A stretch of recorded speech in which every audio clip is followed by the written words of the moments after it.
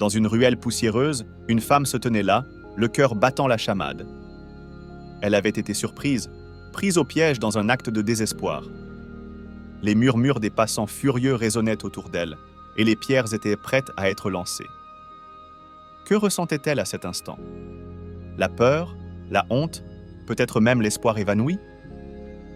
Mais voilà, au milieu de cette foule en colère, un homme s'approcha.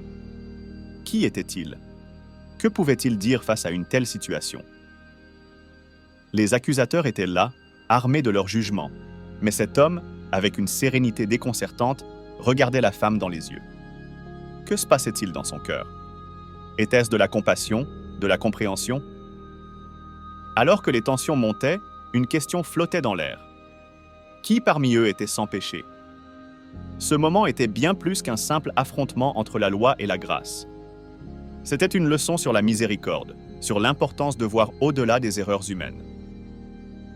L'histoire de cette femme n'est pas seulement la sienne, mais un reflet de notre propre lutte. Restez avec nous pour découvrir comment cet échange a changé des vies à jamais.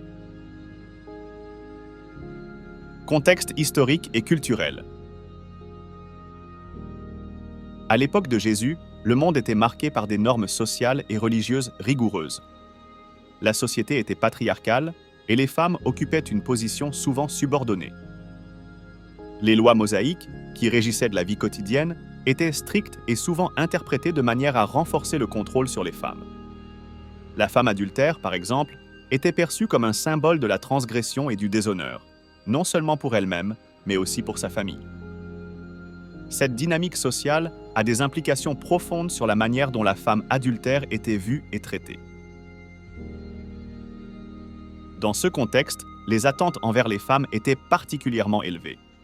Elles étaient censées être des gardiennes de la moralité familiale et leur réputation était souvent liée à la conduite des hommes de leur entourage.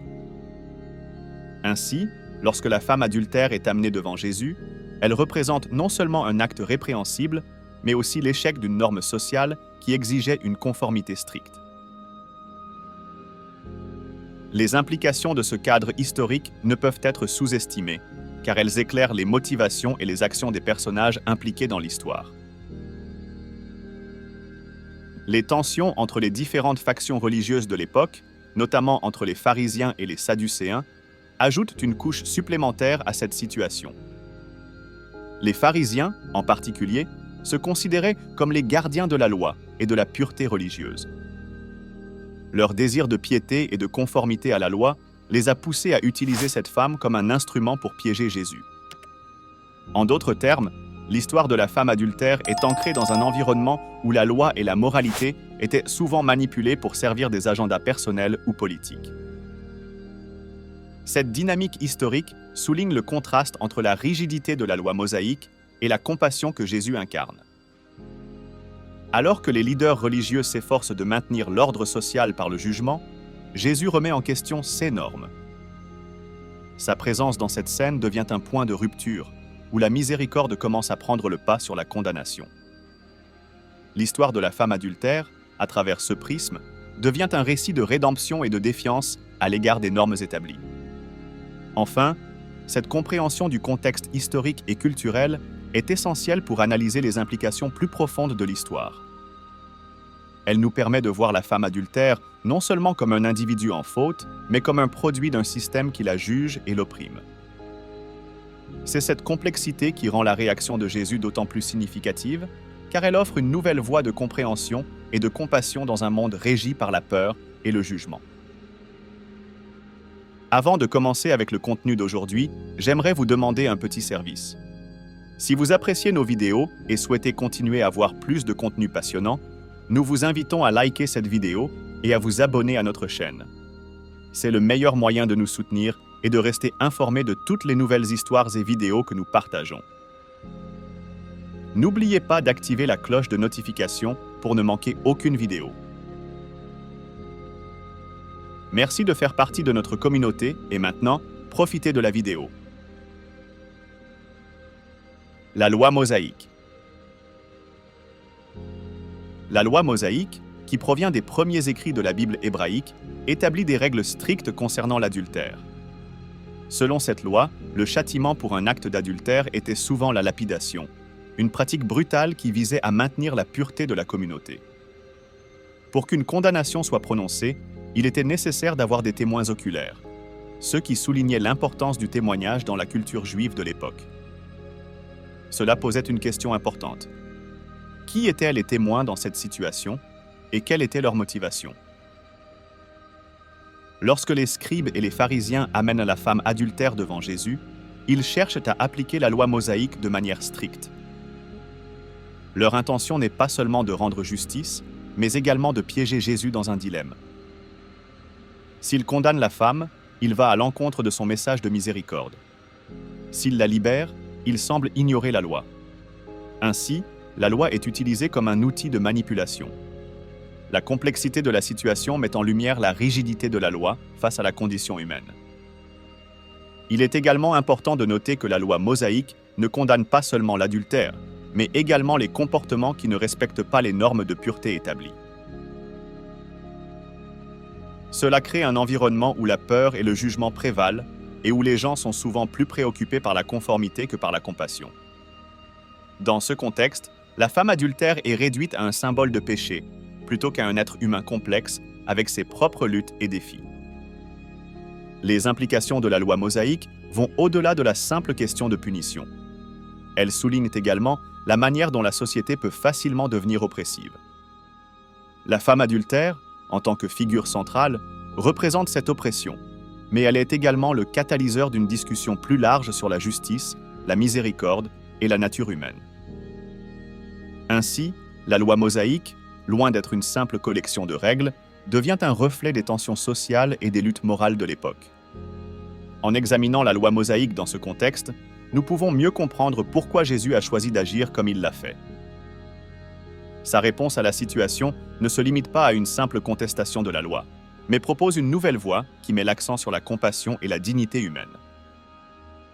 C'est cette approche qui commence à transformer la perception du péché et du jugement au sein de la communauté. La figure des scribes et pharisiens.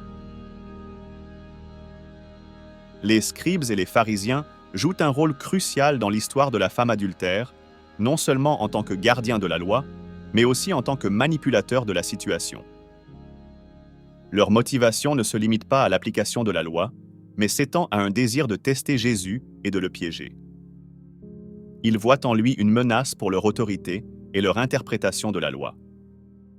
En présentant la femme adultère, ils espèrent créer un dilemme qui mettra en lumière ces contradictions. Ce groupe de leaders religieux, bien qu'ils soient souvent perçus comme des figures d'autorité, agit ici de manière hypocrite. Ils sont prêts à utiliser une femme, une personne vulnérable, comme un outil pour atteindre leurs objectifs. Cela révèle une dichotomie entre leur discours de moralité et leurs actes réels. Ils ne s'intéressent pas à la justice pour la femme, mais plutôt à la manière dont ils peuvent renforcer leur propre position par le biais de la loi. Il est intéressant de noter que les scribes et les pharisiens n'amènent pas l'homme impliqué dans l'adultère. Cela soulève des questions sur l'égalité des sexes et le traitement des femmes dans cette société. En se concentrant uniquement sur la femme, ils renforcent les stéréotypes de genre qui prévalent à l'époque. Cela met en lumière une injustice systémique qui va au-delà de l'individu et qui touche toute la communauté. L'attitude des scribes et des pharisiens envers la femme adultère est révélatrice de leur vision du monde. Ils voient le péché comme une violation de la loi, sans tenir compte de la complexité des situations humaines. Leur approche punitive contraste fortement avec la réponse de Jésus, qui choisit d'accorder de la dignité à la femme, même au milieu de ses erreurs. Cela pose la question de savoir comment nous, en tant que société, répondons aux personnes que nous considérons comme des fautives. En fin de compte, la figure des scribes et des pharisiens est essentielle pour comprendre la dynamique de l'histoire. Ils incarnent une vision rigide de la loi qui privilégie le jugement au détriment de la miséricorde. Cette dynamique crée un terrain fertile pour l'intervention de Jésus, qui remet en question leurs actions et offre une nouvelle perspective sur le péché, la dignité humaine et la compassion. L'importance du témoignage. L'importance du témoignage dans l'histoire de la femme adultère ne peut être sous-estimée. Dans la culture juive, le témoignage est un élément fondamental de la justice. Les témoins sont censés certifier la véracité d'un événement, et leur présence est cruciale pour déterminer la culpabilité ou l'innocence d'un individu. Dans ce cas, les scribes et les pharisiens utilisent le témoignage comme un outil pour condamner la femme, mais leur propre motivation éthique est rapidement mise en question. Lorsque la femme est présentée devant Jésus, la question des témoins devient immédiatement centrale. Qui sont ces témoins? Sont-ils vraiment là pour chercher la vérité ou simplement pour piéger Jésus? La présence de ces individus met en lumière la manipulation et l'hypocrisie de ceux qui jugent. Cela soulève également des interrogations sur la nature du témoignage en tant que concept. Est-il toujours équitable? Est-il possible d'obtenir une justice véritable lorsque les témoins ont leurs propres agendas? Jésus, en répondant à la situation, se concentre sur la nature du péché et du jugement. Sa célèbre phrase « Que celui qui n'a jamais péché lui jette la première pierre » remet en question non seulement la légitimité des témoins, mais aussi la manière dont nous percevons le péché en général. Cela nous pousse à réfléchir sur notre propre position et nos propres fautes, au lieu de nous concentrer uniquement sur celles des autres. C'est un appel à l'autoréflexion qui change complètement la dynamique du témoignage. Cette réflexion sur le témoignage et la culpabilité nous amène à considérer comment nous, en tant que société, traitons ceux qui sont perçus comme des pécheurs. Sommes-nous rapides à juger ou l'acte d'écrire dans le sable? Quand Jésus s'est abaissé pour écrire dans le sable, ce geste a suscité de nombreuses interprétations. Certains pensent qu'il a écrit les péchés des accusateurs, révélant ainsi leur hypocrisie. L'idée que les leaders religieux, qui se disaient justes, avaient également leurs propres fautes, est puissante et provocante. D'autres suggèrent qu'il a peut-être écrit des versets de la loi mosaïque, rappelant à tous la gravité de leurs actions. Ce moment de silence, où le regard est tourné vers le sol, crée une tension palpable dans la scène. Ce geste de Jésus a également un caractère symbolique. Écrire dans le sable évoque l'idée de la fragilité et de l'éphémère. Les mots, tout comme les jugements humains, peuvent s'effacer rapidement. Cela invite à réfléchir sur la manière dont nous jugeons les autres et la permanence de nos décisions. Les accusateurs, qui semblaient si certains de leur position, se retrouvent face à une vérité plus complexe. En agissant ainsi, Jésus les pousse à se questionner sur leur propre moralité. De plus, ce moment de recueillement permet à tous de prendre du recul. Au lieu de se précipiter pour condamner, ils sont invités à réfléchir à leur propre vie.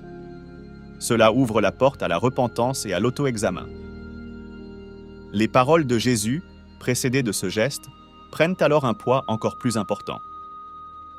L'écriture dans le sable devient un appel à la réflexion personnelle et à la compréhension de la nature humaine.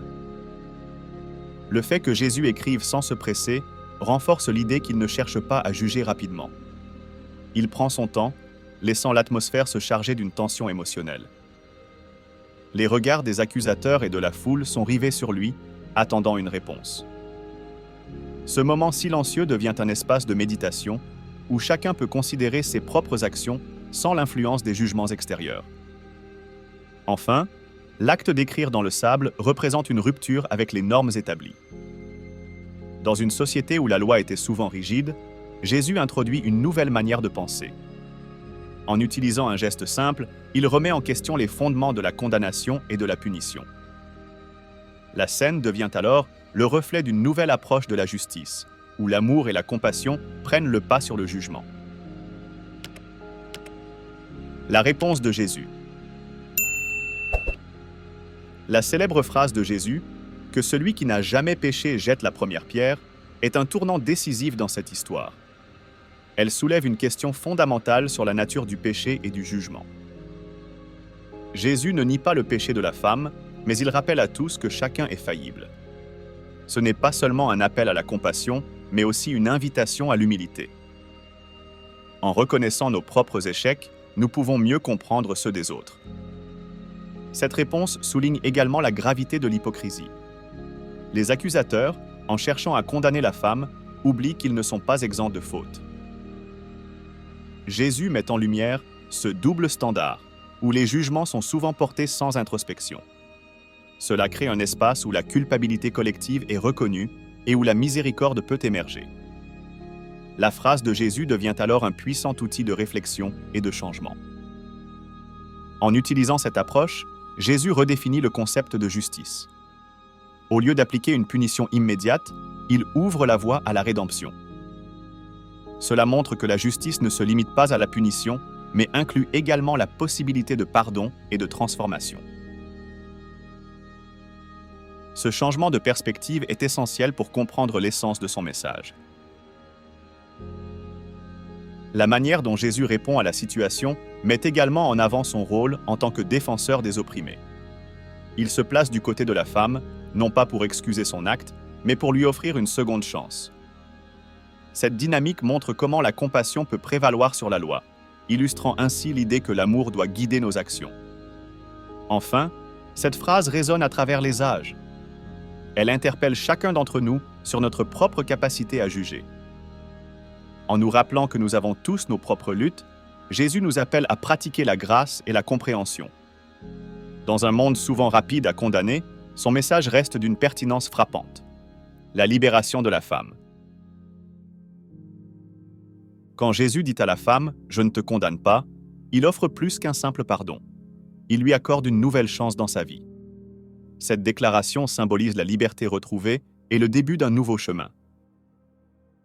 La femme, qui était sur le point d'être lapidée, voit son destin basculer. Ce moment est crucial, car il lui permet de se redécouvrir en tant qu'individu, au-delà de son péché. La phrase de Jésus ne se limite pas à un simple acte de clémence. Elle porte en elle un message de dignité. En choisissant de ne pas la condamner, Jésus lui rend sa valeur humaine.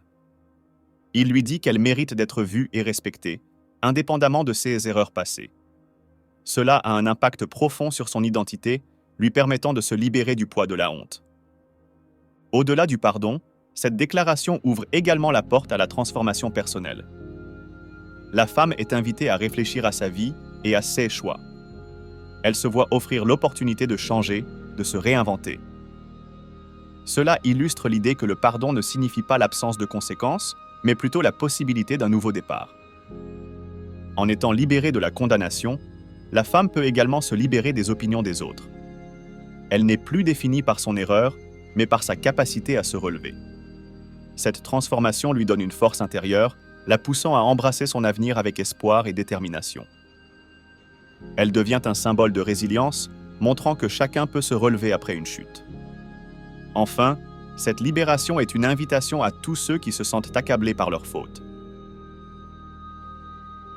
L'histoire de la femme adultera nous rappelle que, peu importe nos erreurs, il est toujours possible de recommencer.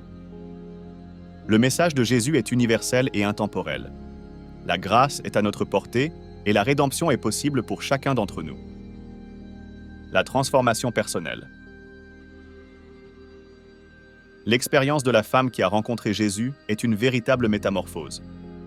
Avant cette rencontre, elle était définie par sa faute, par le jugement des autres. Cependant, après avoir reçu le pardon de Jésus, elle entre dans une nouvelle phase de sa vie. Cette transformation ne concerne pas seulement son statut social, mais touche aussi son identité profonde. Elle passe de l'état d'accusée à celui de personne réhabilitée, avec la possibilité d'une nouvelle histoire. Cette rencontre avec Jésus lui permet de redéfinir qui elle estime être. Elle n'est plus uniquement la femme adultère, mais une femme qui a été vue, entendue et, surtout, aimée. Ce changement de perspective est essentiel pour sa reconstruction. En se libérant de l'étiquette négative qui lui était collée, elle peut commencer à se voir sous un jour nouveau. Cela lui offre une chance de vivre pleinement et d'embrasser son potentiel. La transformation personnelle implique également un engagement à changer ses comportements. Jésus lui dit de ne plus pécher, ce qui n'est pas une simple exigence, mais une invitation à choisir un chemin différent. Cela lui demande de réfléchir à ses actions et à leurs conséquences. Cette responsabilité est un aspect crucial de la transformation, car elle l'encourage à prendre son destin en main. De plus, l'expérience de la femme est un puissant témoignage de la puissance du pardon. Elle devient un exemple vivant de la capacité de chacun à changer. Son histoire inspire ceux qui l'entourent à envisager la possibilité de la rédemption dans leur propre vie. Cela crée un effet d'entraînement, où le changement personnel peut influencer positivement la communauté. Finalement, la transformation de cette femme nous rappelle que chaque rencontre avec le divin peut être un tournant. Elle montre que, peu importe notre passé, il est toujours possible de se relever et d'avancer vers un avenir meilleur. Cette histoire résonne avec ceux qui cherchent une seconde chance, prouvant que la lumière peut surgir même dans les moments les plus sombres. La responsabilité morale. La question de la responsabilité morale est au cœur de cette histoire. Lorsque Jésus dit à la femme de ne plus pécher, il souligne l'importance de faire des choix éclairés. Le pardon qu'il lui accorde ne lui permet pas d'ignorer les conséquences de ses actions. Au contraire, il lui offre une occasion de réfléchir à sa vie et d'agir avec intégrité. Cela implique une prise de conscience de ses actes et de leur impact sur elle-même et sur les autres. Cette responsabilité morale est essentielle pour vivre une vie éthique. Jésus enseigne que le pardon et la grâce ne doivent pas être utilisés comme des excuses pour continuer à pécher. Au lieu de cela, ils doivent être des catalyseurs pour le changement. La femme est encouragée à se prendre en main, à apprendre de ses erreurs et à avancer avec sagesse. Cette dynamique entre pardon et responsabilité est fondamentale pour une vie moralement consciente. En outre, cette histoire nous rappelle que chacun de nous est responsable de nos choix. Dans un monde où il est facile de blâmer les autres ou les circonstances, Jésus nous appelle à assumer la pleine responsabilité de nos actions. Cela nécessite du courage et la relation entre justice et miséricorde. Dans l'histoire de la femme adultère, on peut observer un équilibre délicat entre la justice et la miséricorde. D'un côté, il y a la loi qui exige des conséquences pour l'adultère, une règle bien établie par la tradition mosaïque. De l'autre, il y a la réponse de Jésus qui appelle à une réflexion plus profonde sur la nature humaine et la condition de chacun. Cette tension entre la nécessité de faire respecter la loi et l'importance de la compassion est au cœur de la narration. Jésus ne conteste pas la loi, mais il remet en question la manière dont elle est appliquée. En disant que celui qui n'a jamais péché doit jeter la première pierre, il souligne que tous sont susceptibles de faute. Il ne s'agit pas simplement de mettre de côté la justice, mais d'inviter à une forme de justice qui inclut le pardon et la compréhension. Cette approche transforme la perspective sur le péché et la culpabilité, invitant chacun à l'introspection avant de juger les autres.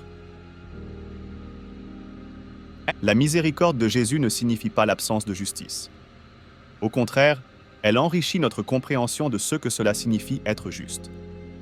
La justice divine, par exemple, ne se limite pas à des punitions, mais elle inclut aussi la restauration et la réconciliation. Cette vision offre une perspective plus large sur le rôle des lois dans nos vies et sur la façon dont nous devrions traiter les autres. En fin de compte, la scène illustre que la vraie justice doit être accompagnée de compassion. L'histoire de la femme adultère nous rappelle que derrière chaque acte de péché se cache une histoire humaine, une vie qui mérite d'être entendue et comprise. Jésus nous montre que la justice, lorsqu'elle est exercée sans miséricorde, peut devenir cruelle et inhumaine.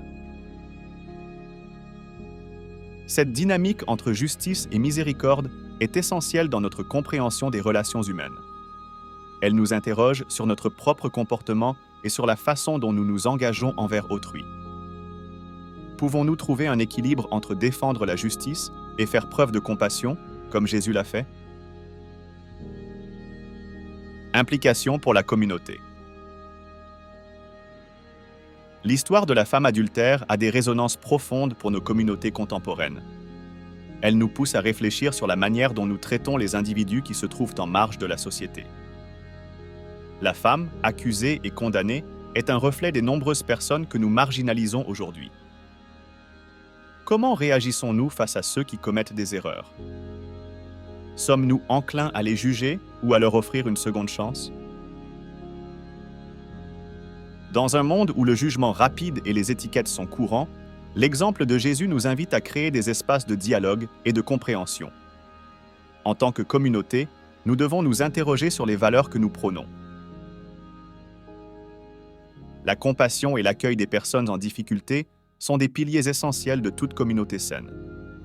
Si nous voulons bâtir des sociétés justes, nous devons apprendre à accueillir ceux qui souffrent et à leur offrir des opportunités de réhabilitation. De plus, cette histoire nous rappelle l'importance de la solidarité.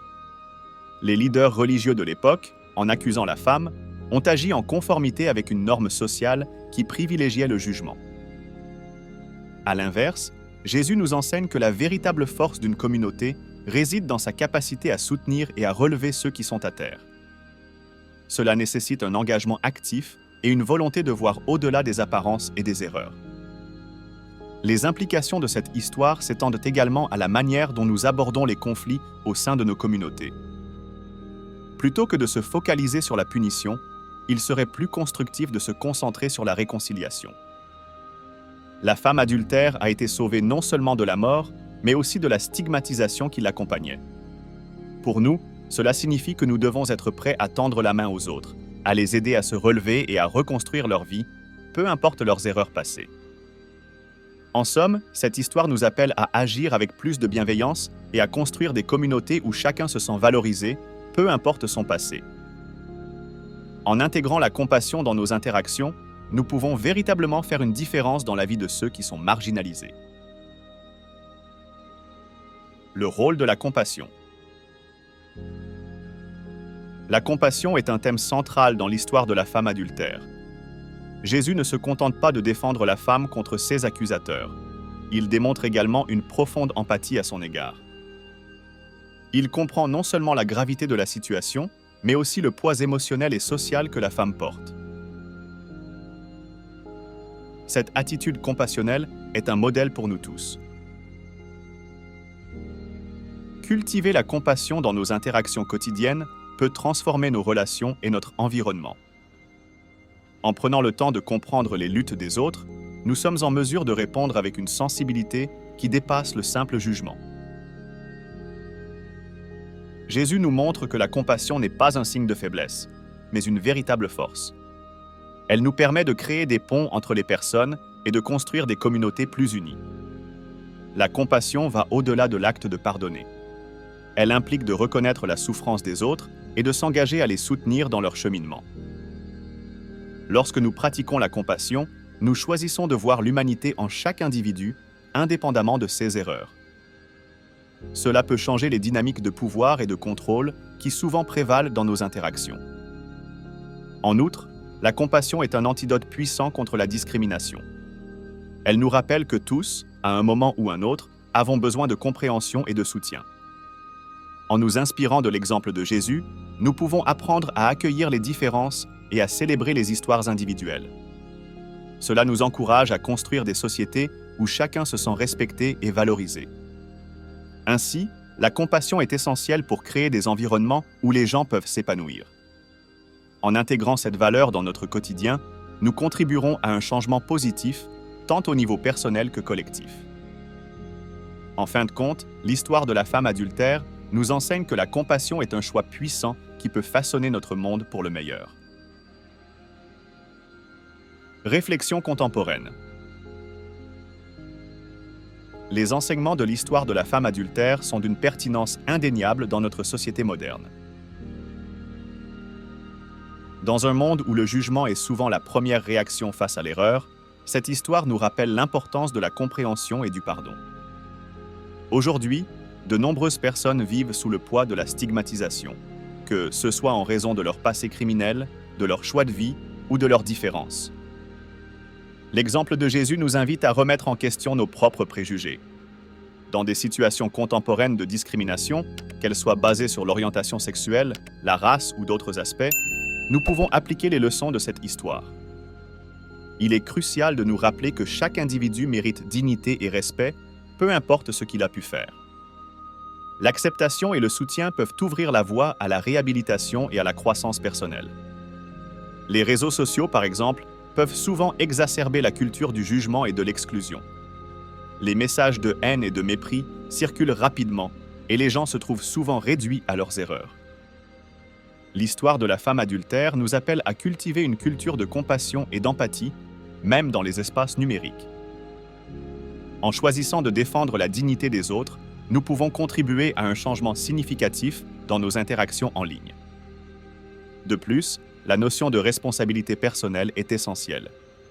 Jésus ne nie pas le péché de la femme, mais il lui offre une nouvelle chance. cela nous rappelle que chacun d'entre nous est capable de croissance et de changement. En encourageant les autres à prendre des responsabilités pour leurs actions tout en leur offrant du soutien, nous pouvons contribuer à une société où le changement positif est non seulement possible, mais également célébré. En somme, les réflexions contemporaines tirées de cette histoire nous poussent à agir avec plus de bienveillance, à créer des espaces de dialogue et à lutter contre le jugement. En nous inspirant de l'exemple de Jésus, nous pouvons travailler à bâtir une société qui valorise la rédemption et la compassion au lieu de la punition et de la stigmatisation. Et voilà, cette histoire nous rappelle une leçon essentielle sur la miséricorde et le jugement. Imaginez-vous à la place de cette femme, entourée par des regards accusateurs et des murmures. Mais au lieu de condamner, Jésus choisit de tendre la main avec compassion. Que diriez-vous si vous étiez face à une telle situation? Seriez-vous prompt à juger ou à offrir du pardon? Jésus nous montre que chacun d'entre nous mérite une seconde chance, peu importe nos erreurs passées. Pensez à une fois où vous avez été jugé trop rapidement. Comment cela vous a-t-il fait sentir?